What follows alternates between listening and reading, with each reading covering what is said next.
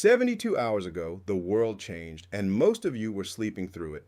At 03:14 Greenwich Mean Time, the glowing green sweeps on the radar screens at NATO's Combined Air Operations Center in Uedom didn't just flicker, they vanished. It wasn't a power surge. It wasn't a solar flare. It was a digital lobotomy. For 6 minutes, the eyes of the Atlantic Alliance were gouged out, leaving 3 squadrons of F-35 Lightning IIs or Waiting 30s and 2s, the trillion-dollar crown jewels of the American military-industrial complex, screaming through the clouds over the Baltic Sea, completely and utterly blind. But here's the part that should keep you awake at night. It wasn't just that NATO couldn't see, it's that, for the first time in the history of modern warfare, the invisible plane was caught in a spotlight. Welcome to Global Gridlock. I'm Jack Sterling. Today, we aren't talking about a skirmish. We aren't talking about a border dispute. We are talking about the day the American century of aerial dominance died. We are talking about the S-500 Prometheus. Go back to those 6 minutes. Imagine you're a pilot in the cockpit of an F-35. You've been told your entire career that you are a ghost. You are the predator that moves in the shadows of the electromagnetic spectrum. You've been sold a bill of goods worth $1.7 trillion, predicated on a single holy commandment: the enemy cannot kill what they cannot see. Then the cockpit starts screaming. Your glass canopy, once a window into a godlike tactical overview, becomes a theater of red warnings. The S-500 didn't just detect those F-35s, it tracked them, it locked them, it danced with them. The Russians didn't pull the trigger, not this time. They didn't have to. They just let the pilots know that the shroud of invincibility has been shredded. They let the Pentagon know that their stealth is now nothing more than an expensive coat of paint. Within an hour of those planes landing, the frantic scramble began at the National Geospatial Intelligence Agency. I've seen the reports filtering out of the basement of the Pentagon. Analysts were burning through pots of coffee, staring at satellite imagery from the Kaliningrad Oblast. They were looking for a ghost of their own. What they found was a mobile unit, the 77 P-6 launch vehicle. It's a monster. It's a 10-wheeled harbinger of the end of the world. The S-500 isn't just an upgrade to the S-400. That's the lie the mainstream media will feed you to keep the markets from crashing. The S-400 was a shield, the S-500 is a guillotine. It's designed to intercept ballistic missiles at altitudes the S-400 couldn't dream of reaching. But its true terrifying potential lies in its integration of X-band AESA radar and the 77 N6N interceptor. It's a system that processes data faster than the F-35's onboard computers can jam it. The Pentagon is terrified because their entire playbook for the last 30 years has been ripped up and burned. Since the first Gulf War, American foreign policy has relied on a simple formula. We suppress your air defenses, we control your skies, and we dictate the terms of your surrender. It worked in Baghdad. It worked in Belgrade. It worked in Libya. But the Prometheus has changed the math. Think about the stakes here. This isn't just about a few planes being grounded in Europe. This is a systemic collapse of the post-Cold War military order. If the F-35 is vulnerable, the entire carrier strike group architecture is obsolete. If the F-35 cannot penetrate an A2AD, anti-access area denial, bubble created by the S-500, then the United States cannot defend Taiwan. It cannot protect the Suwalki Gap. It cannot project power. We have spent 3 decades building a military that assumes we are the only ones with the lights on while everyone else is fumbling in the dark. The S-500 just flipped the switch. The scramble in Washington right now is pure, unadulterated panic. They are calling it a tactical pause, a readiness evaluation. That's bureaucratic speak for we have no idea how to fix this. It says the show. The fleet is grounded because if one of those jets goes up and gets painted by an S-500 radar again, and that data is shared across the Russian integrated defense network, the secret sauce, the specific radar cross-section signatures of the F-35 is gone forever.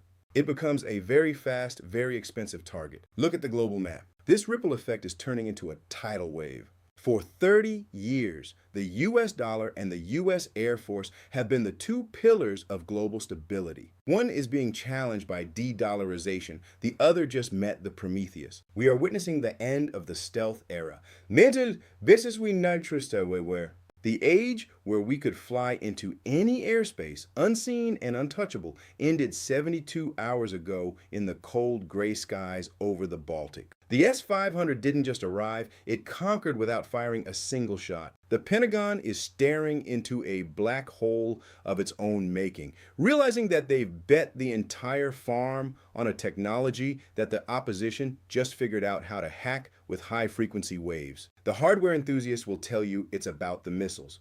They're wrong. The missiles are just the finger that pulls the trigger. The real war, the one the Pentagon is losing in real time, is being fought in the invisible architecture of the electromagnetic spectrum.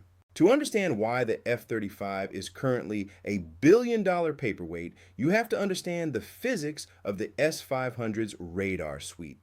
It's not one eye, it's a multispectral beast that sees in colors the American stealth program prayed would stay in the dark. Stealth isn't invisibility. It's a mathematical trick. The F-35 is designed to be low observable, primarily against X-band radars, the high-frequency, short-wavelength waves used by most fighter jets and surface-to-air missiles to achieve a precise weapons-grade lock. The jet's edges, its internal weapon bays, and that specialized radar-absorbent material, or RAM, are all tuned to scatter X-band waves like a mirror reflecting a flashlight at an angle. If the wave doesn't bounce back to the source, the plane doesn't exist. But the S-500 Prometheus doesn't play by the X-band rules. It utilizes a tiered system, starting with the 60K6 mobile command post linking to the 91N6A acquisition radar. This monster operates in the S-band. These waves are longer. They don't care about the sharp, faceted edges of a stealth fighter. To an S-band radar, an F-35 doesn't look like a ghost. It looks like a turbulent disturbance in the air. It's like trying to hide a bird behind a wire fence. The S-band sees the shape, even if it can't quite put a bullet in it yet. Then comes the 76T6 multimode fire control radar. This is where the math gets lethal. It bridges the gap between the S-band and the L-band. Now listen closely, because this is where the $1.7 trillion investment evaporates. L-band radars have wavelengths so long, between 15 and 30 centimeters, that they trigger a physical phenomenon called resonance.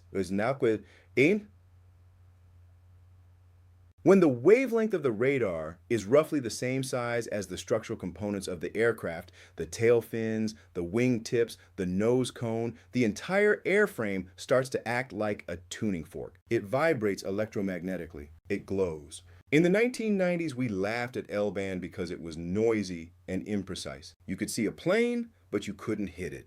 The S-500 changed that. It uses massive computing power to fuse the fuzzy L-band resonance data with high-speed X-band tracking. It's a digital overlay. The L-band finds the ghost, and the X-band narrows the beam until it's staring directly into the pilot's soul. Mathematically, stealth has been defeated by brute force processing. The stealth of the F-35 is now a 2D solution to a 3D problem. Now let's talk about the kinetic reality. Once the Prometheus has your coordinates, it launches the 77N6N or the N1 interceptor. These aren't just missiles, they are hypersonic sledgehammers. We are talking about speeds exceeding Mach 9. That's nearly 7,000 miles per hour. At those speeds, the friction of the air turns the nose cone of the missile into a white-hot plasma, but the onboard guidance systems are shielded by specialized ceramics that make American tech look like pottery class. The 77N6 series is designed for kinetic kill. It doesn't need a massive explosive warhead to shower you with shrapnel. It is designed to hit a target directly, bullet hitting a bullet at the edge of space. Its operational ceiling is 200 kilometers. To put that in perspective, the F-35 cruises at 50,000 feet. The S-500 is looking down on the American fleet from the thermosphere. When that missile leaves the tube, there is no outmaneuvering it. In an F-35, you are limited by the physiology of the human pilot. You pull 9 Gs and you black out. The 77N6N1 pulls 30 Gs without breaking a sweat. It uses side thruster reaction control systems, tiny rocket engines on the side of the missile to make course corrections at hypersonic speeds that defy the laws of traditional aerodynamics. You can't outrun it, you can't outturn it, and because of the S-500's frequency hopping radar, you can't jam it.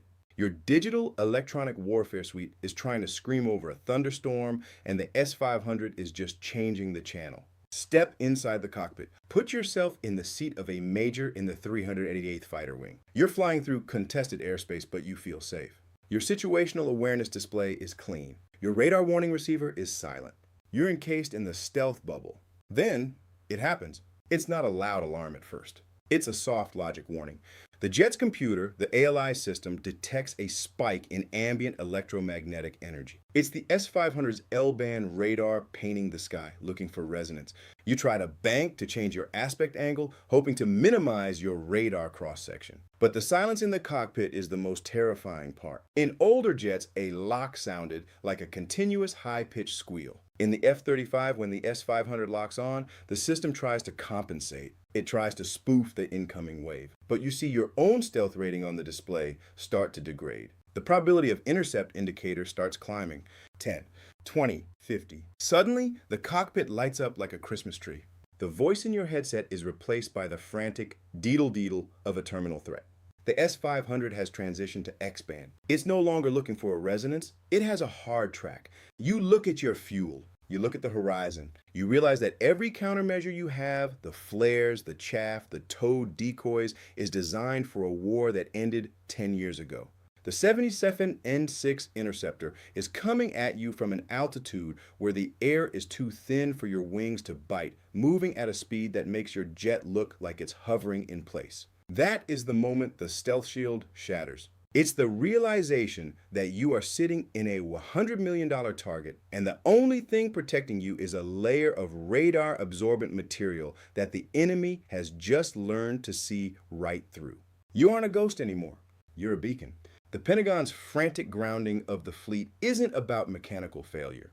It's about this engineering reality. They realize that if they keep flying, they are just giving the Russian AI more data points to refine their algorithms. The S-500 is a learning machine. Every time an F-35 tries to jam it, the Prometheus records the waveform, analyzes the pulse repetition frequency, and updates its library. We are in an engineering stalemate where the US is holding a royal flush in a game where the opponent just changed the deck to tarot cards. You can't patch the size of a tail fin. You can't update the laws of electromagnetism. The S-500 arrival hasn't just grounded the F-35.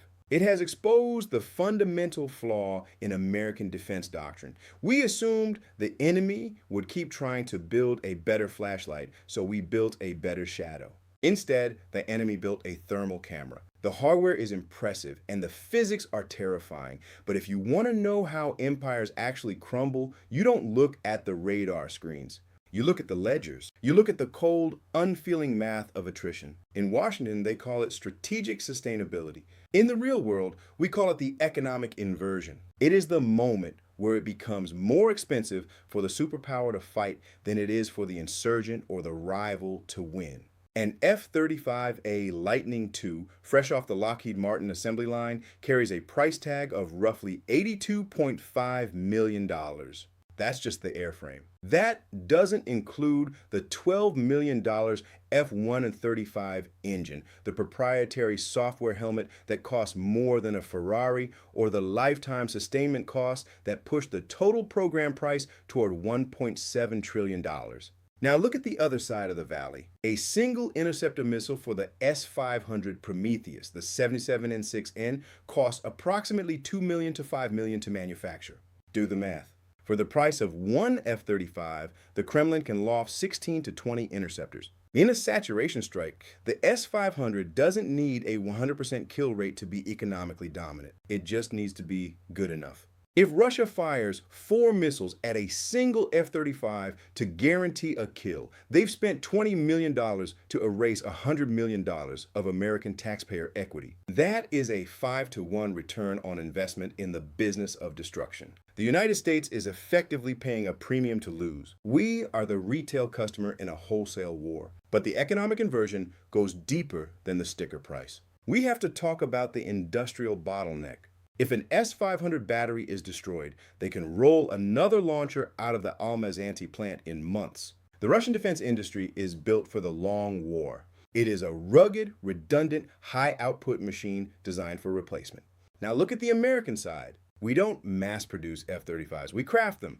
They are exquisite, delicate pieces of high-tech jewelry. The supply chain for a single wing spar involves dozens of subcontractors across multiple continents. If we lose a squadron in a single week of high-intensity conflict, the replacement time isn't measured in weeks. It's measured in years. We are currently struggling to meet peacetime delivery quotas. In a hot war against an S-500 network, the U.S. Air Force would be a wasting asset.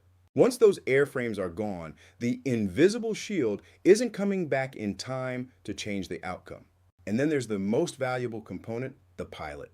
It takes approximately 11 million and 3 to 4 years to train a fifth-generation fighter pilot to combat readiness. That is a human investment that cannot be surged. When an S-500 interceptor hits a jet, it isn't just erasing titanium and carbon fiber, it's erasing a decade of institutional knowledge and millions in training. The S-500 operator, meanwhile, is sitting in a localized command bunker, potentially miles away from the launcher, playing what amounts to a high-stakes version of a video game. Their replacement is a fresh graduate from a technical academy with a 6-month certification. The military implications are bad, but the global market ripple is where the gridlock becomes a chokehold. The moment the F-35 was grounded, the security guarantee that underpins the global economy evaporated. Think about the Persian Gulf. Think about the Strait of Hormuz. The entire global energy market relies on the assumption that the U.S. Navy and Air Force can keep those lanes open. If an S-500 battery is sitting on the coast of Iran and the F-35 cannot fly because it's vulnerable to those systems, the insurance premiums for oil tankers don't just go up, they become underwritable. Lloyd's of London doesn't care about American exceptionalism.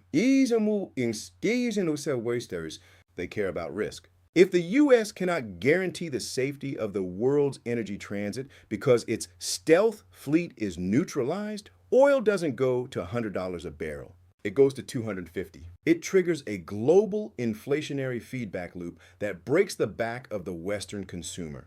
And here's the final cold reality, the U.S. dollar. The dollar is the global reserve currency not just because of the Federal Reserve, but because it is backed by the kinetic lethality of the United States military. It is the petrodollar. If you want oil, you buy dollars. If you want protection, you hold dollars. But if the S-500 proves that the American protection is a paper tiger, the incentive to hold USD vanishes. We are seeing it already. Nations are looking at the grounding of the F-35 and they are doing their own math. They are seeing that a $500 million investment in Russian or Chinese integrated air defenses buys them more sovereignty than a $10 billion investment in American fighter jets that might not even be able to take off. This is the economic execution, and no way, the S-500 didn't just break the radar, it broke the contract. It proved that the cost of maintaining the American-led order has become higher than the cost of defying it. When the math of attrition turns against you, you don't just lose the battle. You lose the century. The geopolitical maps of the 20th century were drawn in ink. The maps of 2026 are being drawn in radar waves. As the F-35 fleet sits silent on the tarmac from Misawa to Ramstein, the vacuum left by American air power isn't just being filled, it's being locked down. Look at the Middle East. For decades, the Israeli Air Force operated under the begin doctrine, the strike first, ask later policy that ensured no hostile neighbor could ever achieve a nuclear or strategic parity.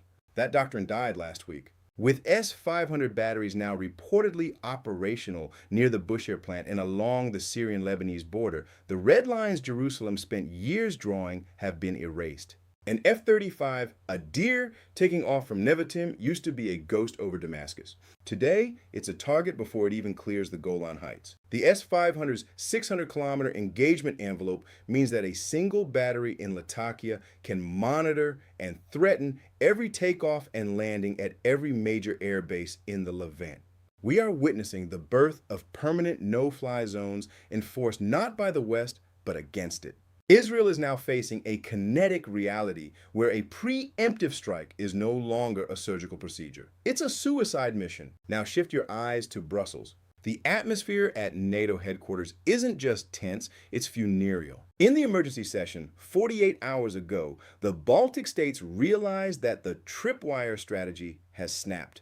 The Suwalki Gap is now under a total Prometheus umbrella. NATO's entire defense plan for Eastern Europe was predicated on air superiority within 72 hours.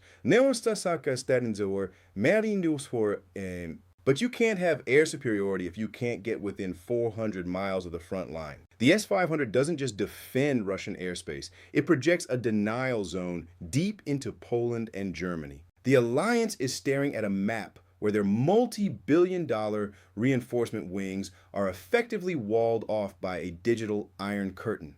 The tactical pause on the F-35 is in reality the collapse of NATO's ability to project force. And don't think Beijing isn't taking notes. While the world watches the Baltic and the Persian Gulf, China is accelerating the deployment of the YLC-8B and their own Prometheus equivalent systems across the first island chain.